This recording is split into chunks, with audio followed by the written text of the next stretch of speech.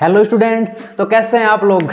एनसा institute की mathematics की class में आपका स्वागत है। आज का अपना जो कंसेप्ट है वो है how to find out order and degree of differential equation. अवकल समीकरण की कोटि और घात कैसे ज्ञात करें, अपना ये कंसेप्ट है आज का। ठीक है, तो सभी देखेंगे, ध्यान से समझेंगे। सबसे पहले देखते हैं कि ऑर्डर क्या होता है, कोटि होती क्या है। जो ऑर्डर होता है वो होता है हाउ मेनी टाइम्स डिफरेंशिएट। जो अपने को इक्वेशन दी होगी, अवकल समीकरण जो डिफरेंशियल इक्वेशन अपने को क्वेश्चन में गिवन होगी, उसमें मैक्सिमम कितनी बार अवकलन किया गया है, उस समीकरण का मैक्सिमम कितनी बार अवकलन किया गया है, कितनी बार उसका अवकलन किया गया है, हाउ मेनी टाइम्स डिफरेंशिएट। ठीक है, वही क्या होता है, ऑर्डर होता है, कोटि होती है। एग्जाम्पल के तौर पर देखें, मैं यहां पर लिखता हूं dy/dx। कितनी बार अवकलन हुआ है, एक बार, तो कोटि क्या हो जाएगी, एक। यहां पे दो बार तो कोटि दो, यहां पे n बार तो कोटि क्या हो जाएगी, n हो जाएगी। फॉर एग्जाम्पल मैंने लिखा यहां पे एक डिफरेंशियल इक्वेशन लिखी मैंने, अवकल समीकरण d²y/dx² plus 2dy/dx plus cos x = 0। तो इस अवकल समीकरण में अधिकतम कितनी बार अवकलन किया गया है, मैक्सिमम कितनी बार डिफरेंशिएट किया गया है इसको, दो बार। d²y आ रहा है ना, तो इसकी कोटि क्या हो जाएगी, दो हो जाएगी। ठीक है, ये होती है कोटि, ऑर्डर होता है, ऐसे इसको फाइंड आउट करते हैं। नंबर 2 पे क्या आता है, डिग्री, घात। घात क्या होती है, डिग्री होती क्या है, तो जो डिग्री होती है वो होती है पावर ऑफ मैक्सिमम डेरिवेटिव।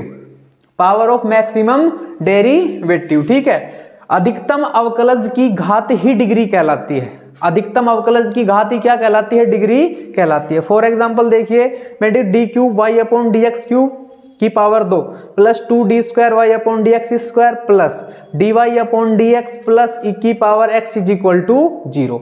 ये मैंने एग्जाम्पल की एक अवकल समीकरण लिखी। इसमें देखो अधिकतम कितनी बार अवकलन कर रखा है, अधिकतम यही हुआ है 3 बार, और अधिकतम मैक्सिमम जितनी बार डेरिवेशन किया गया है, डेरिवेटिव जो है मैक्सिमम डेरिवेटिव ये है, और इसकी घात कितनी है, पावर कितनी है इसकी, 2।